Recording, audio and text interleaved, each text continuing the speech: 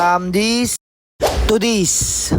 Madalas ka bang masiraan ng charger o kaya maputol yung cord tapos may mga instances naman na nagkakapalit-palit kayo ng charger sa bahay? Ito ang solusyon ko dyan, less than 200 charger case protector. Napakadali lang install nito, wala pang 30 minutes. Gawin mo lang, tanggalin mo yung cord tapos ilagay mo yung case sa adapter. Malaking bagay sa akin tong case na to, lalo na mahal na yung mga charger ngayon, lalo na yung mga original na pang iPhone Type-C to Type-C. Syempre ganun din sa mga binibili nyong bagong phones na may kasamang charger na original. So mas maganda bilan nyo siya ng ganitong case protector para tumagal. Bukod dun, syempre hindi na siya magmumukhang madumihin. Lalo na color black yung pinili ko, pero hindi lang yan yung kulay na meron silang available. Ang kagandahan dito, meron na rin siyang protector sa pin para kahit papano hindi siya basa-basa mapuputol, lalo na kapag nagmamadali ka tatanggalin mo yung charger mo. Ang kagandahan pa rito, magkabilaan kasama na siya sa protector. Kung USB type naman at Type-C yung kabilaan mo, wala kang magiging problema dahil meron din silang available. Tapos yung protector niya sa cord, ikot-ikot mo lang yan hanggang sa magkabila ang dulo. Yung mga alaga ko dito sa bahay, mahilig pa naman magkakagat ng mga wire. At least dito kahit papano hindi basta-basta masisira yung cord ko. Tapos kapag ka nagkahiraman pa kayo ng charger ng mga tropa mo, hindi kayo basta-basta magkakapalit dahil makikilala mo kagad siya sa case protector. So ano pa inaantay mo? Wag ka namang inayang. Less than 200 lang to. I-click mo lang dyan sa yellow basket.